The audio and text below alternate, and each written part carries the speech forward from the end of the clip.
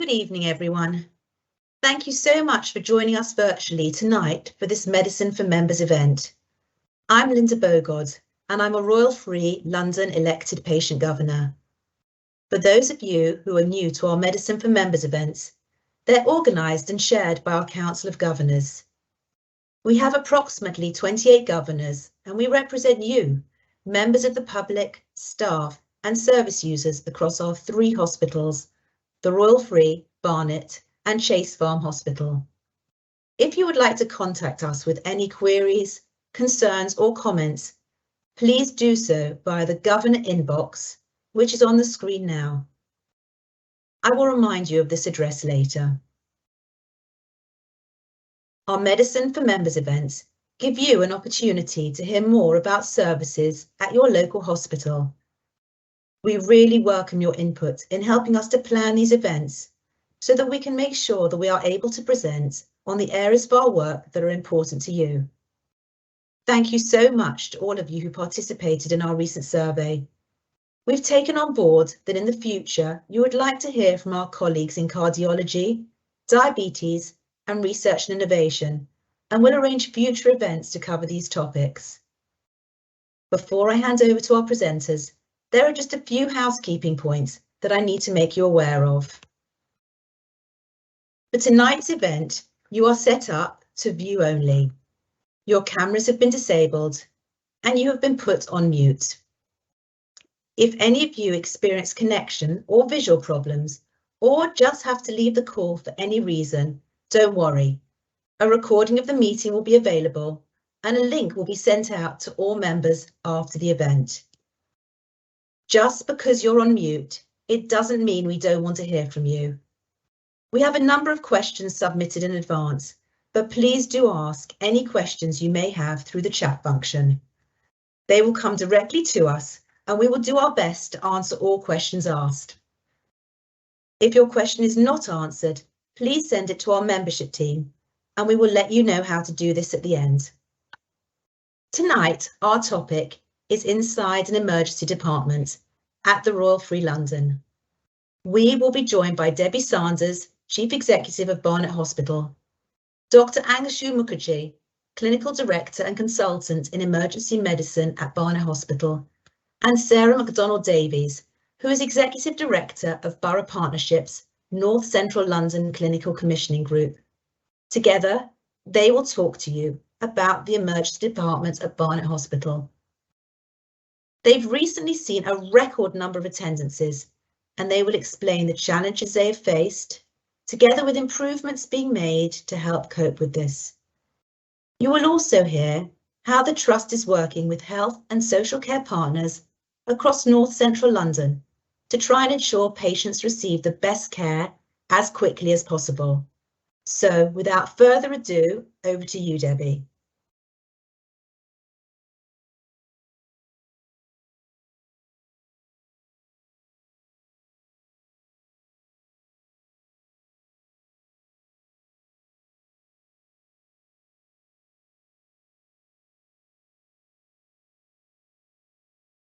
Hospital. I'd like to start by thanking the governors for giving us the opportunity to speak this evening about something that's very, very close to our hearts, and that is our emergency department. I'm going to talk mainly about our local context and the national context around ED. Across the Royal Free London Group, we have 2 major emergency departments, one at Barnet, one at the Royal Free, both of which have got urgent treatment centres within them. And at Chase Farm Hospital, there's an urgent treatment centre. And between the 3 departments, we see between 900 to 1,000 patients every day. But for tonight, we're going to focus on Barnet ED. We feel very proud and honoured to provide a service for our local population. And I'm also extremely proud of the staff who work in ED. And I'm sure you'll understand they've been working under the most tremendously challenging circumstances over the last 2 years, and I want to pay tribute to them. Can I have the next slide, please?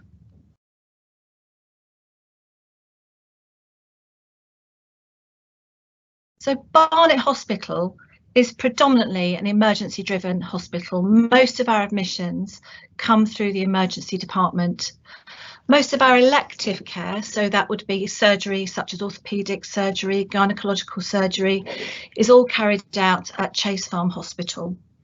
So we have an emergency department, lots of emergency wards that take medical patients and some surgical emergency patients.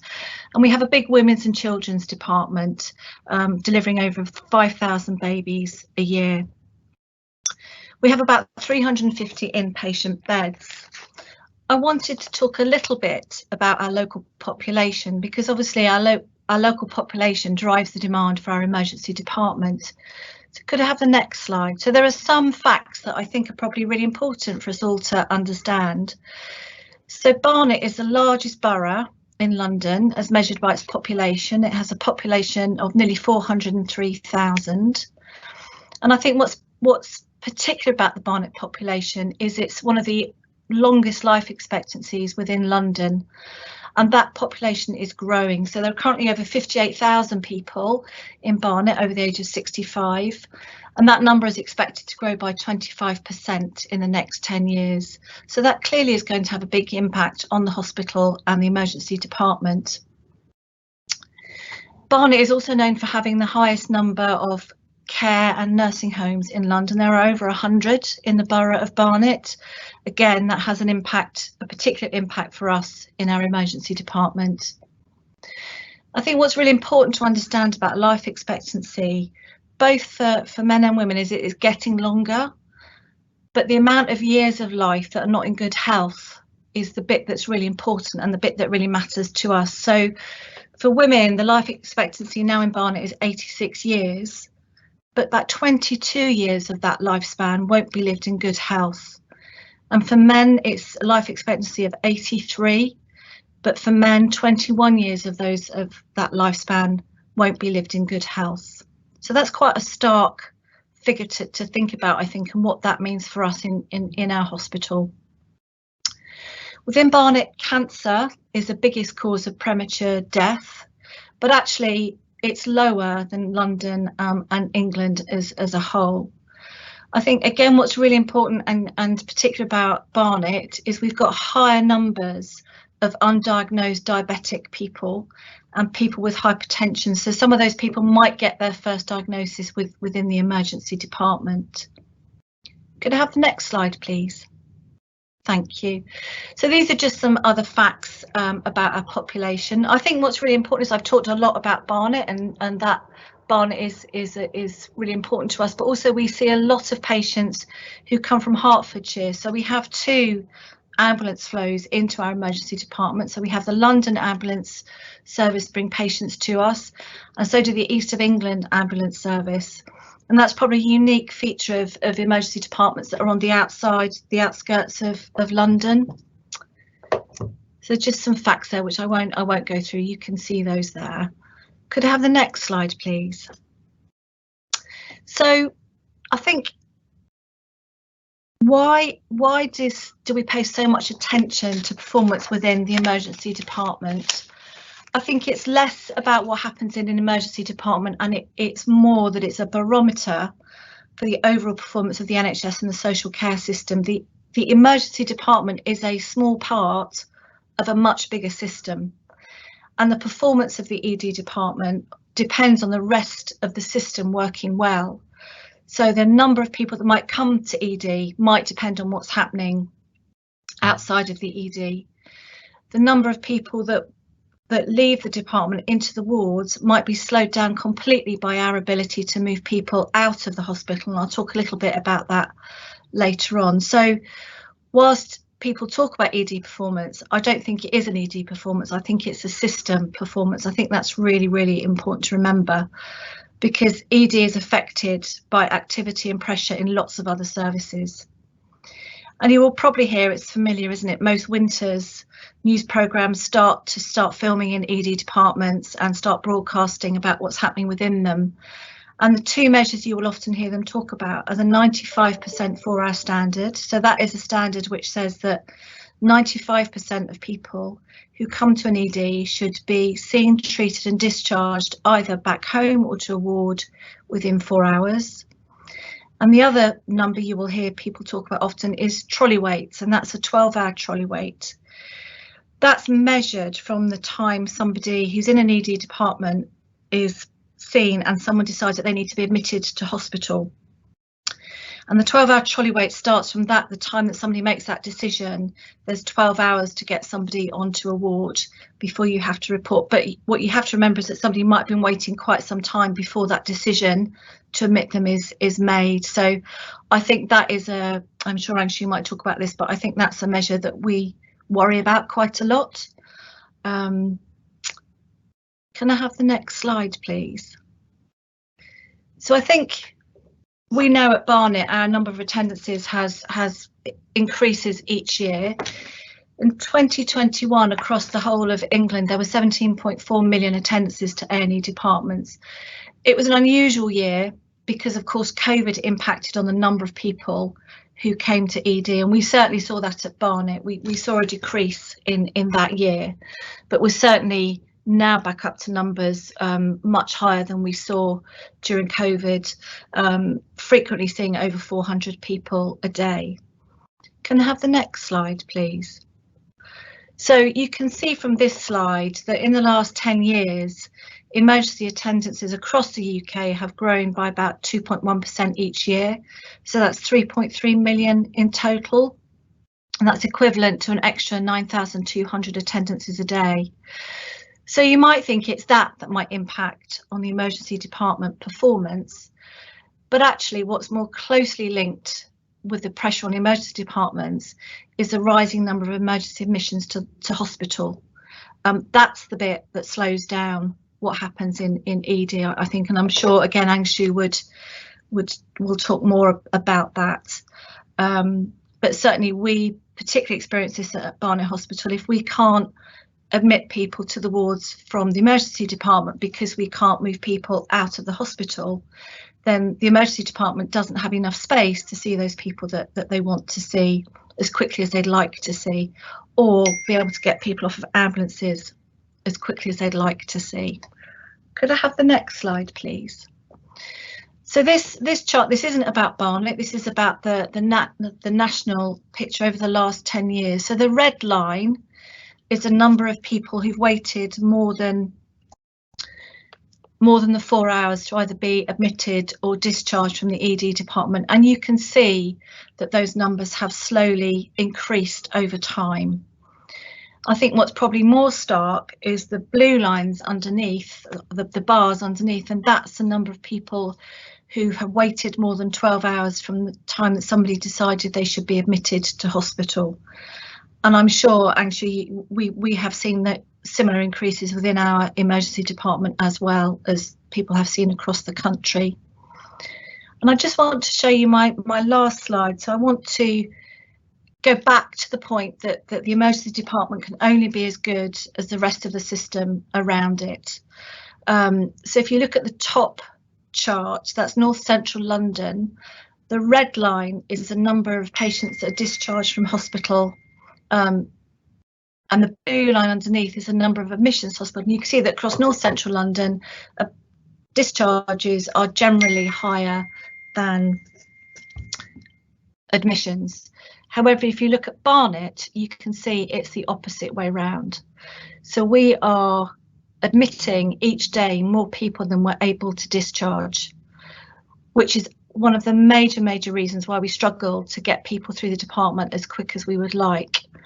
A lot of our patients are quite complex discharges that take a lot of people working together to be able to move them out. And if you think back to the population that we talked about earlier on, the older population, many of whom are going back to nursing homes or going to a nursing home for the first time, that's one of the reasons why we really have to focus, and we're putting a lot of effort working with our partners in being able to discharge people in a quicker way, so they're not waiting so long to be able to go home. I'm going to stop there and I'm going to hand over to Angshu now. Thank you.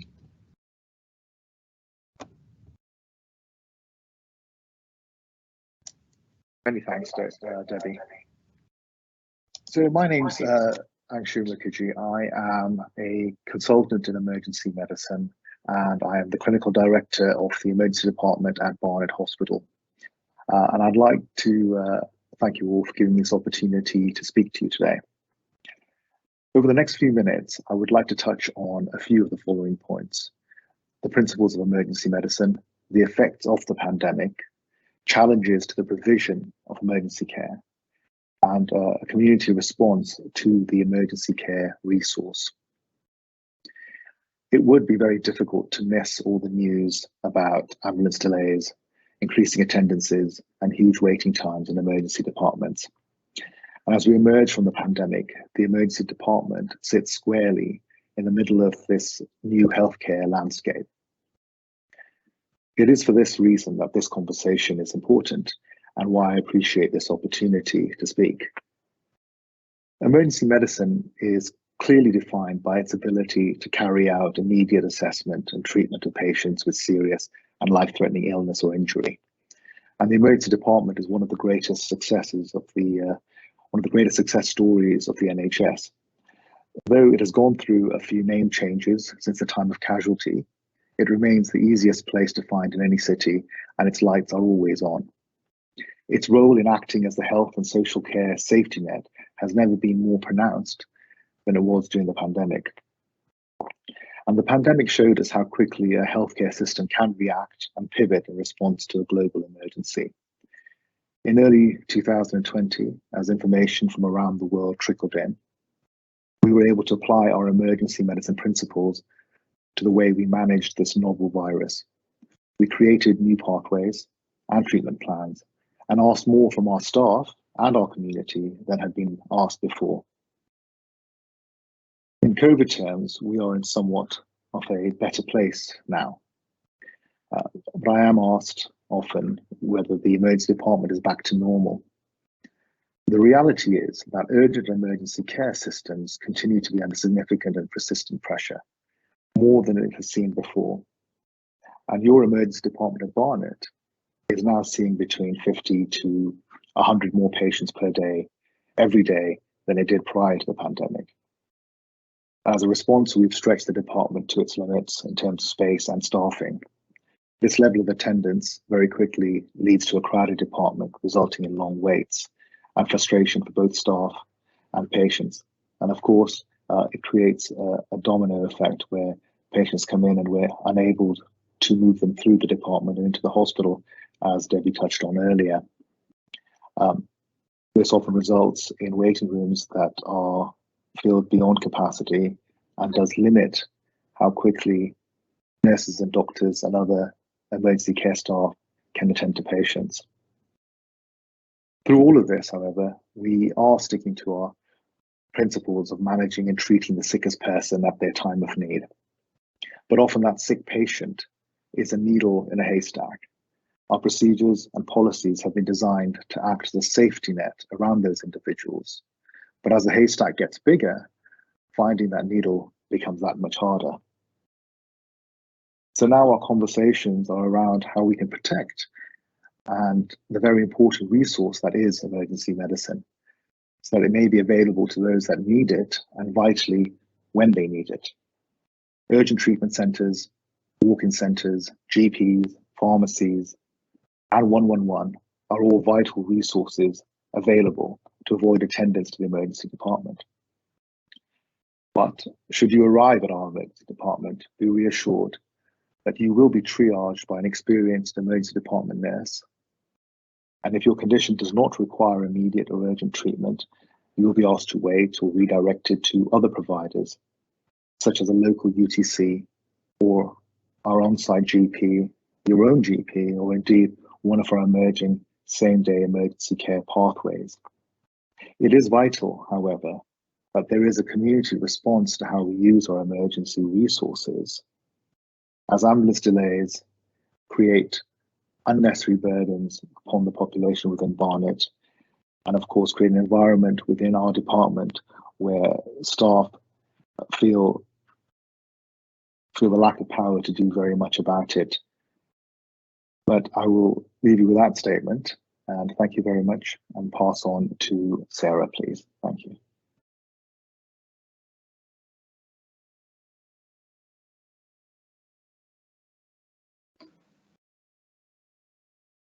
Thank you very much, everybody. I hope you can hear me. I think you can hear me.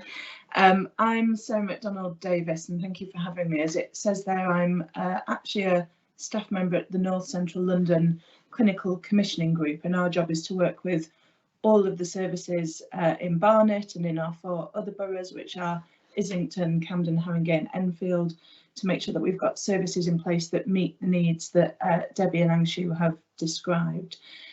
I work in particular with primary care. That's my real focus, so working with GPs and pharmacy and others in the local area to try and make sure that we are meeting demand, particularly for sort of less urgent needs. And I think, as Anshu has said, that's particularly important as the pressure on emergency departments ramps up. Many people using our hospitals are registered with a local GP, and GPs do of course provide the majority of care to people outside hospital, whether it's for one-off needs or for long-term condition management.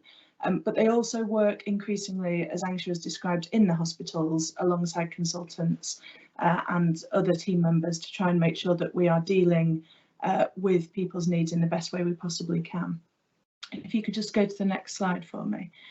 I just wanted to give you a little bit of context about what primary care is doing and where it's been focusing over the last year. So this is primary care in North Central London in 2021. So last year our local practices delivered 15 to 30% more appointments on average than they did before the pandemic. So that's a huge increase in the number of appointments that are available to local patients, and I think reflects the pressures that Debbie and Anshu have described that have been mounting over the last couple of years. There has been a shift in face-to-face care during the pandemic. This was predominantly because a lot of our practices are very small and found it quite hard to see people safely in person, particularly during the first few variants of COVID. But on average last year, 57% of appointments were delivered face-to-face and 47% were same day. So there's always that balance in general practice between people calling up on the day and needing an appointment, and there's sort of duty doctor list that we run, and those pre-planned appointments which are more appropriate for people with long-term conditions. But last year about half of our appointments were same day and about half were pre-booked. We're also working to secure more general practice capacity and to support the infrastructure and things that make it easier for patients to access appointments. And I know there's probably a lot of frustrations about telephone systems and being able to get through on the telephone, and there's always a concern that that's why people sometimes come to the emergency department, because it feels easier to access. And with such a significant number of additional appointments and growing patient lists, we're looking to upgrade all of those telephone systems to make that easier for people to get through. We've also introduced virtual appointments and online consultations, which also increase the access and give people different opportunities and ways to get into primary care where they have a non-urgent need. And we've been putting on extra capacity across evenings and in the weekends. So this is 7 days a week, 8 till 8, at a minimum primary care services are available. We've brought in 300 extra staff in the last year. So that's everyone from clinical pharmacists to physicians associates who work closely with GPs and support them with their workload, and new roles like health and wellbeing coaches that are helping people understand how they might also be able to help themselves, particularly where they've got long-term conditions like diabetes that they may need to manage predominantly themselves on a day-to-day basis with support from the NHS. And of course, alongside this, the vaccination programme, both Debbie's teams and the hospital staff, but of course general practice, have had an enormous role in delivering the COVID vaccination programme. And we were averaging about 3,500 vaccinations a day delivered by primary care over the last year. So this has been a really significant additional ask for primary care. And you can see there that they've gone sort of above and beyond in doing things like 24-hour jabathons to try and make sure everybody has access to that COVID vaccination. If you could just move to the next slide, please, Matt. Thank you. So specifically with the Royal Free with Barnet Hospital, there's been some work over the last year to try and make sure that we've got good support to Anshu and his teams, and that includes both the urgent treatment centres and primary care services, both of which GPs support at the hospital. So the urgent treatment centre is, as it suggests, more for urgent needs, so minor injuries, suspected broken limbs, minor scalds and burns, where GPs as highly qualified doctors can support alongside nurses and other staff with those issues when people walk in or are referred. What we're increasingly trying to develop is also a primary care service at the front door, and we've been getting this going during winter this year, recognising the pressures. And this is much more about people who may be coming to Barnet Hospital or to the Royal Free with what we would consider to be a primary care presentation, so something that would usually turn up at general practice. So this could be people looking to turn up for support with headaches, coughs, colds, stomach aches, skin conditions, regular issues that people might look to their GP to support. And we're putting in place models that mean that people can be assessed by a GP or a member of their team, they can be treated, they can be prescribed to, or we can even book onward appointments at some of our GP hubs closer to their home. We are aware that up to about 2/3 of A&E attendances at the moment are for quite common problems, so it's really important that between the hospital teams and general practice we think about how we best support this demand. As my previous slide showed you, workforce is a real challenge. Our staff are very stretched, and so we're working really hard to try and cover as many of these shifts as we possibly can, but also looking at ways to make sure that we've got staff in the right place at the right time, that teams like Angshu's team and our local general practice teams are working together and have really clear protocols and approaches between them, and also that we're as efficient and effective as possible with the teams that are on site. And I suppose just finally, in order to sort of think about this, as Debbie said, as a system, we're looking not just at general practice and at the hospitals, but also at how we use things like community pharmacy, so increasingly expanding what pharmacies can do in terms of treating and prescribing. Many people may have had their vaccinations at a local pharmacy, and thinking a lot about how we better support our local patients to self-care.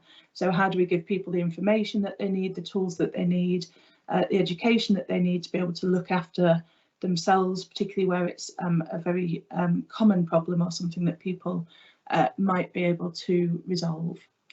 So that's just a bit of an overview of how primary care is working with the hospitals, and I think I'm handing back to Linda.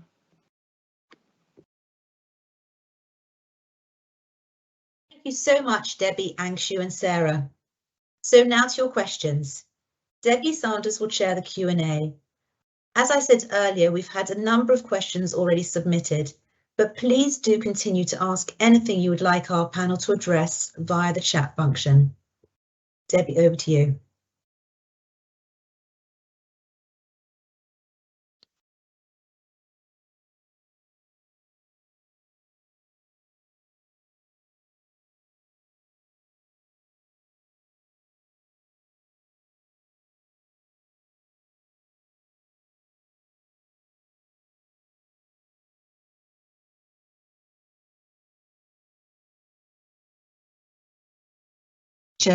Somebody was asking about the kind of training that our advanced care practitioners undertake. We are really fortunate to have the advanced clinical practitioners that we have within the department. They come from a range of health backgrounds. Actually, people tend to think that they're just nurses, but they're not. You can have pharmacists, paramedics, occupational therapists, or midwives. ACPs are educated to a master's level, and that means they develop the skills and knowledge to let them take on expanded roles and an expanded scope of practice, which means that they give us that extra bit of capacity and capability within the department to see patients.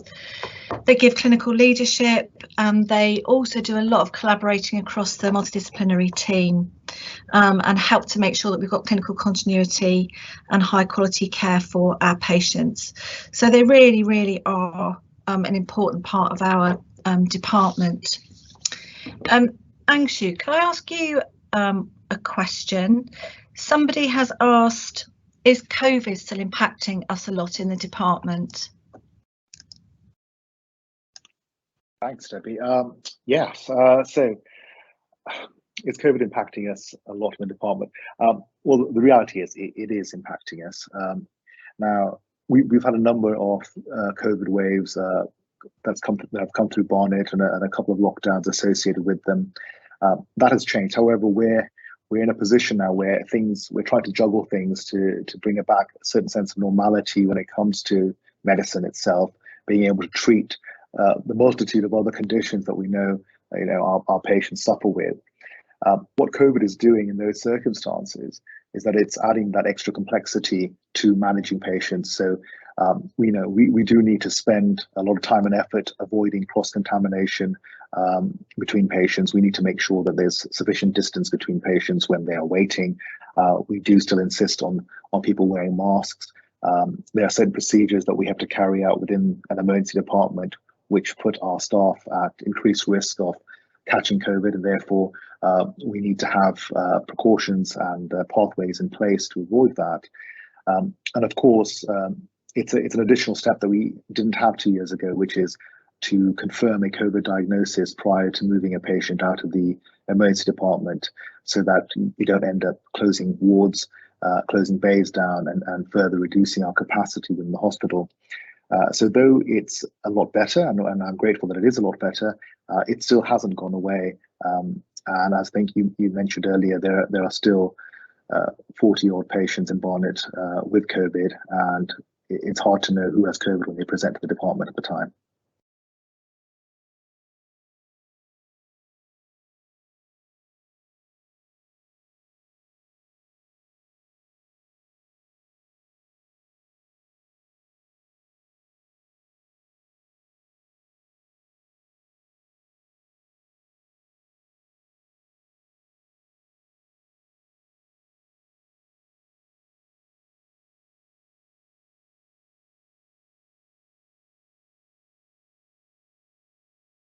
As possible, and so we ask most people to come in on their own. So we're trying to accommodate now as much as possible people's need for a companion to come into the department with them.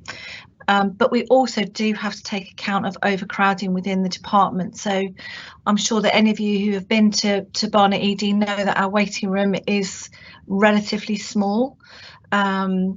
So we do have to think carefully about that. So people with minor injury or illnesses, we would ask that they don't bring a companion with them. But of course, we know that there are people who will need a close family contact with them, particularly if there's complex, difficult decisions to be made. So if the patient's a child, or is somebody with dementia, or has a learning disability, or lives with mental ill health, or obviously if they've got a major injury or illness.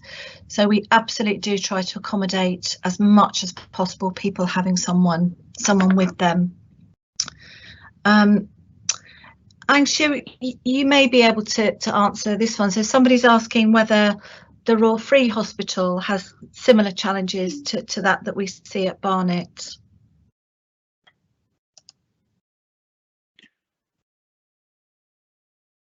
Yeah, I think it's fair to say that all emergency departments are facing similar challenges.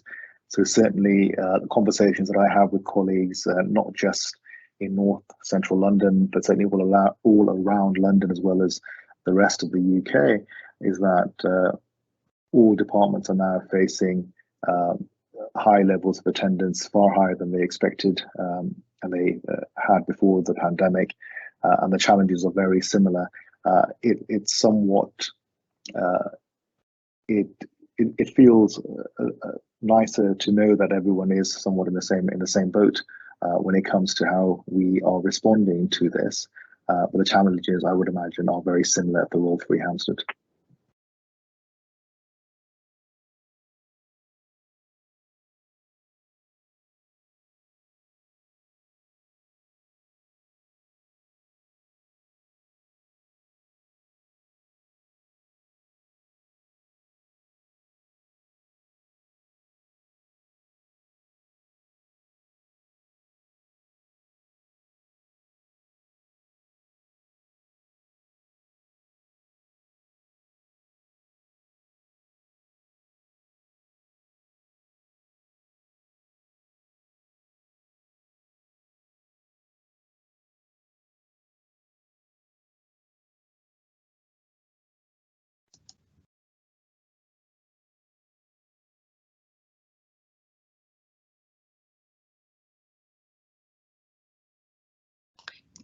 Can you unmute, Sarah? There you go.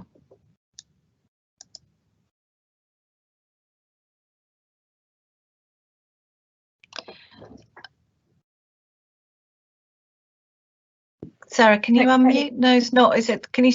Yes, I think I'm unmuted, Debbie. Go. Thank you. Sorry, I think I missed the end of that though. I think the sound went.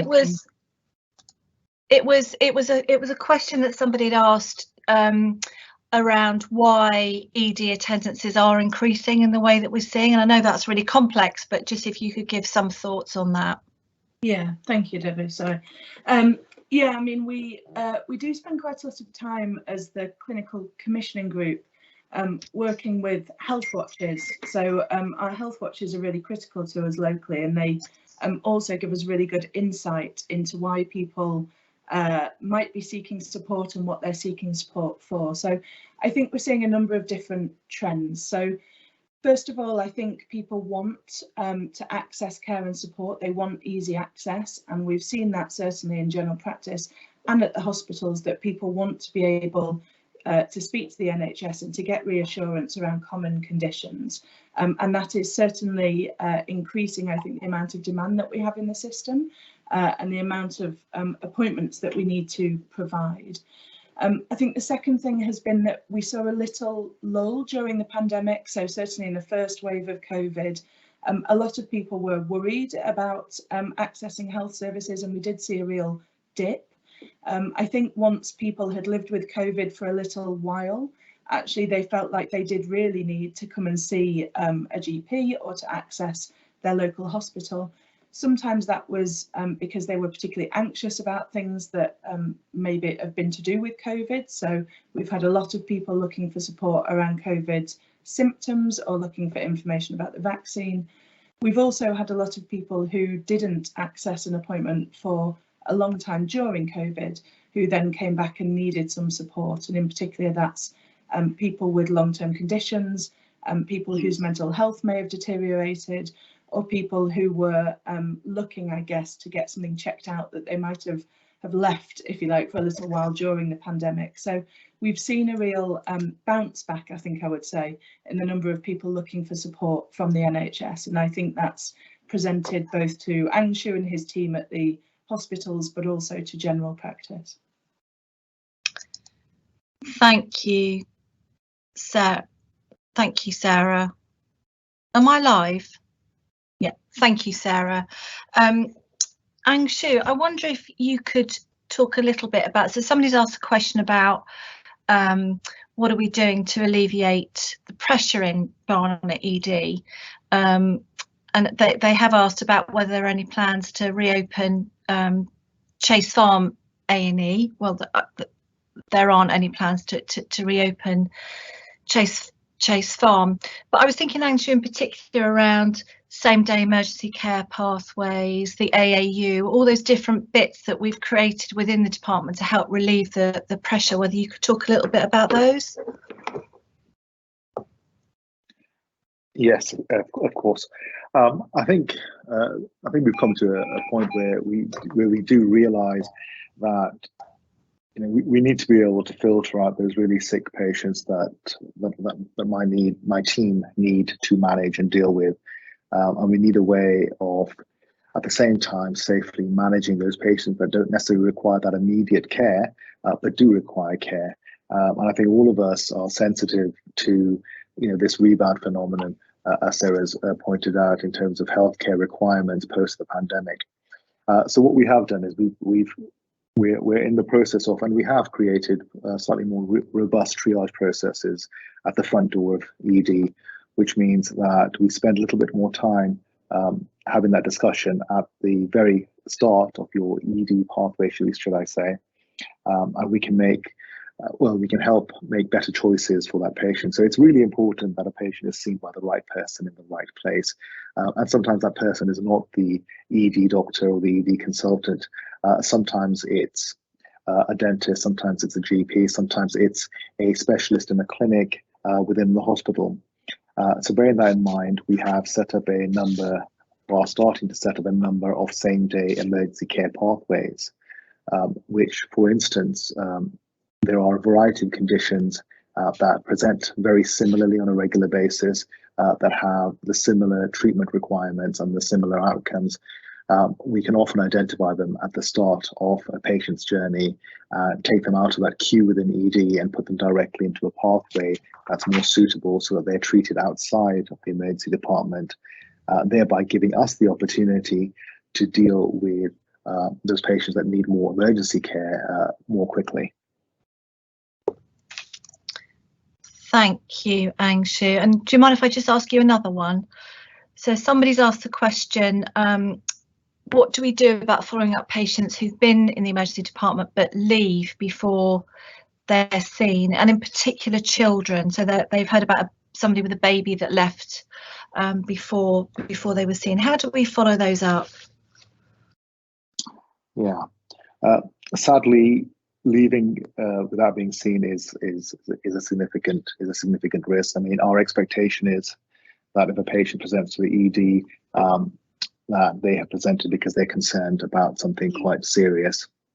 What we have noted is that many of the patients that do leave before they are seen, owing to the waiting times or anything else, in the vast majority of cases, and this is just the data and the statistics, do remain well and do not require that health intervention.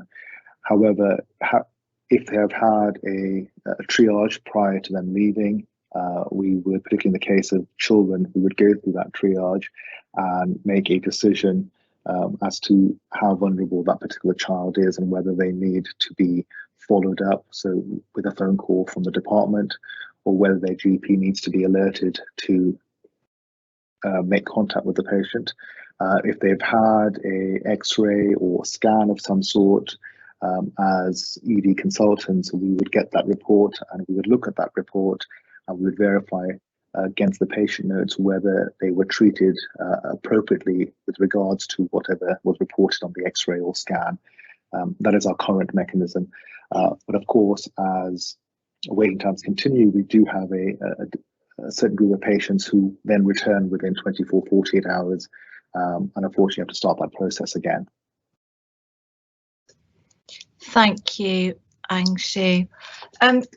Sarah, can I ask you to answer this one? So somebody's raising that sometimes it can be difficult to get a timely GP appointment, and that because of that it feels like there's no choice but to go to A&E. And NHS 111 quite often will just tell you to go to A&E, and that you can feel a bit fraudulent by turning up there when you're not sure that you should be there. And they wondered if that's going to be changing soon. I suppose the first thing I would say is, you know, please don't feel fraudulent or bad about coming to the ED department if you're worried. You know, please don't feel like that. But Sarah, could you answer that question? Yeah, thanks, Debbie. So, I mean, first of all, I think if anyone's already called 111 and 111 have recommended that someone goes to the hospital, then they absolutely should go there. 111 is a really important part of how we are ensuring that, as Angshu said before, people are triaged and that we make sure that we see people in the right place and that people's needs are prioritised. So if 111 have already suggested that you go, it is right that you go. But we do recognise that the sheer volume of demand means that it can be hard for people to get appointments at their GP practices, and this is why we're trying to continually expand the number of appointments offered, but also use things like online consultations and e-consults so that people can, if you like, answer a questionnaire in advance before they get a call back from a GP or a member of the practice team. I think it's crucial that we keep exploring the role of pharmacy. So our pharmacists, particularly our community pharmacists, are an incredible resource. Pharmacists are working within general practice now. Some of them are very highly qualified. They are prescribers and they can see and treat illnesses, and that's a really valuable workforce. So we're really trying to integrate across general practice and pharmacy so that we can keep adding capacity to the system. I suppose the other key thing that we're trying to do is work with key patient groups where we're worried that some people may be excluded or disadvantaged in some way by current ways of working. So we're particularly focused on people who may face what we call digital exclusion. So that's people who may not find it as easy to book an appointment online or to use online services. And that's why we're focusing in particular as well on upgrading our telephone systems so that that traditional way of accessing your practice is a robust one. And if you're phoning your practice, you at least know you're in a queue rather than potentially just getting an engaged tone, which we know is a source of real frustration for patients. The other thing we're doing is working, I suppose, proactively with patient groups that we know do need care and support, do need that reassurance, and are potentially accessing our emergency departments in quite high volumes. So parents of young children are a really good example. We're trialling some work at the moment with parents of children under 5 to make sure that people have the basic information, I guess, that they need as a parent about how to care for their child, what to worry about and when, and that they know to call 111 if they are concerned. So lots of pieces of work going on to try and help manage that. Thank you, Sarah. There's a question here from somebody who was saying that they fractured their wrist and they were sent to the North Middlesex instead of Barnet, which is their nearest ED. And I think that's because if you went by ambulance, ambulances sometimes look at the waiting times within various departments and will try, if there's a big queue of ambulances outside one department, we'll go to one where perhaps there is a less of a queue. So it may have been for that reason. Angshu, can I ask you to answer this question, which is a tricky one, I think. Somebody's saying, when should I go to ED and when should I go somewhere else? You're right. That is a tricky question. That is a tricky question. Thanks. Thank you, Debbie, for that one. When should you go to ED? So sadly, nothing is black and white. We talk about life-threatening injury and illness that generally requires an ambulance to attend. So from an injury point of view, it's often a little bit more straightforward.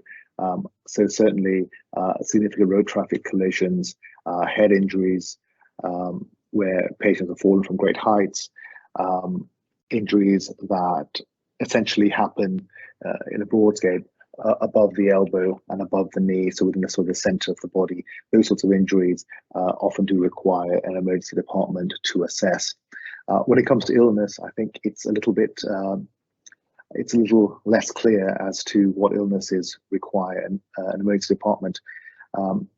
Certainly, where you are able to make your way or have a conversation with 111 or your GP or another primary care practitioner, and your general observations such as your heart rate and your level of consciousness is undisturbed, then it's likely that you can seek some help outside of an emergency department. Significant conditions that involve chest pain or significant breathing difficulty, any form of severe pain would likely be best looked at within an emergency department.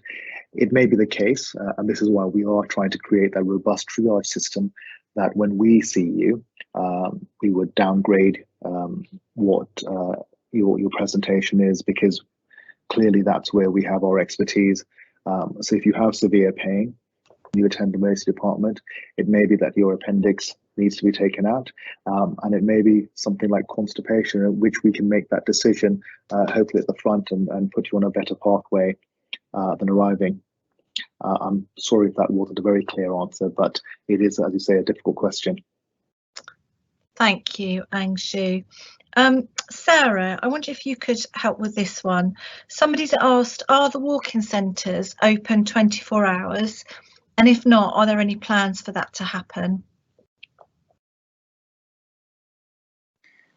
Thanks, Debbie. So walk-in centres generally are not open 24 hours. I think we're quite keen to make sure that as far as possible, we're using primary care, so general practice, and we're using the hospital sites as the sort of main points of access. Most of our walk-in centres are now converted to urgent treatment centres, and we talked a little bit earlier about what they particularly see and focus on. And there's national work, I suppose, to make sure that people are sort of, as far as possible, talking before they walk. So either trying to get in touch with their GP or phoning 111 to take a decision about where they're best seen. So as it stands, the services that we've got open following the pandemic are the ones that we'll keep open in Barnet and across North Central London. Thank you, Sarah. And I've got a question here that may be for Angshu and Sarah between them, actually. So somebody said there's a huge number of technology solutions coming through at the moment, and asking what are the most valuable technological advances that have emerged recently that might help the ED and primary care that they're adopting.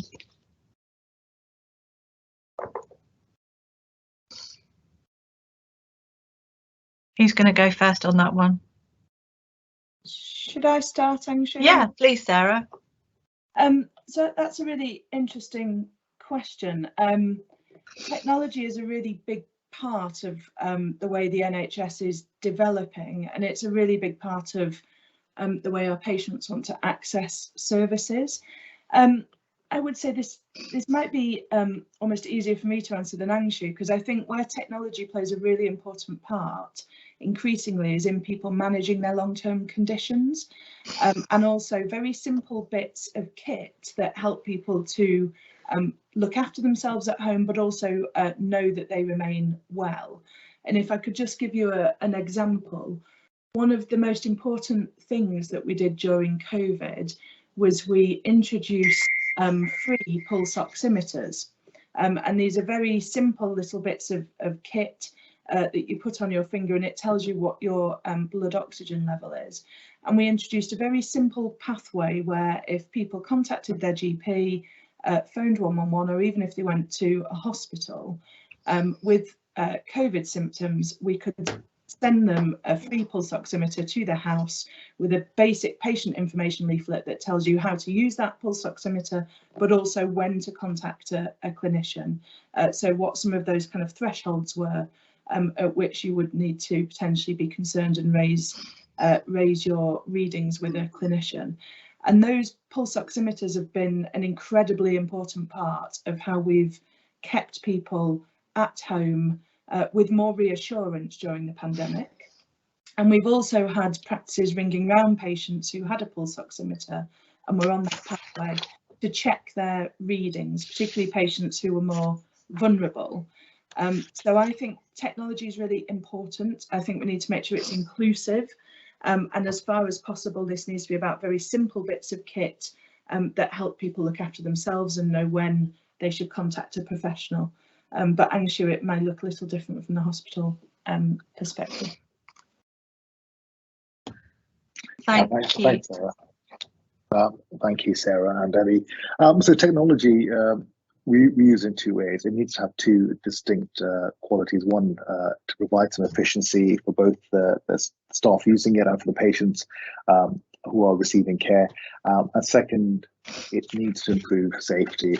I think examples of that within Barnet are the new computer system where we are better able to track patients. So we've had questions about if patients leave before they're seen. So years ago, these patients would not necessarily have been visible to us if they did leave. Now they are very visible. Now we can get all their information all in one place. We can see scan results and blood results all at the same time. It has helped us communicate better with our primary care partners. It's helped us communicate better with doctors within the hospital, so other specialties such as medicine or surgery. It's allowed us to plan procedures better. We're more likely to be highlighted to things like antibiotic allergies and COVID risk and falls risk. So all of this is available. And now what we do with that technology is what's going to bring about the efficiency within our healthcare. Thank you, Angshu, and thank you, Sarah, both of you for answering all those questions. I think I'd like to thank everybody for the questions, really, really good questions. And I'm going to hand back to Linda now.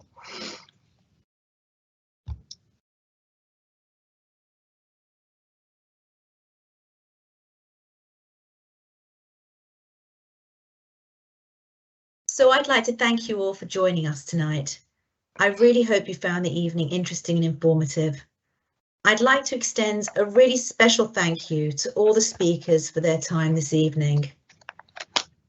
I hope we managed to address most of your questions, but as I said earlier, if your question wasn't answered, please don't hesitate to get in touch with our membership team and we'll try and get you an answer. The address is, as you can see on the screen, rf.membership@nhs.net. A SurveyMonkey link will be sent to you after the meeting. Please do try and complete this, as we really do want your feedback for future events. If you're not already a member of the Trust, please do sign up via the Trust website so you can hear more about these events. We look forward to seeing you at our next Medicine for Members event, which we're currently organising. Finally, we really are here to represent you. Should you need to speak with the Council of Governors, please do contact us at rf.governors@nhs.net. Thank you again for joining us and enjoy the rest of your evening.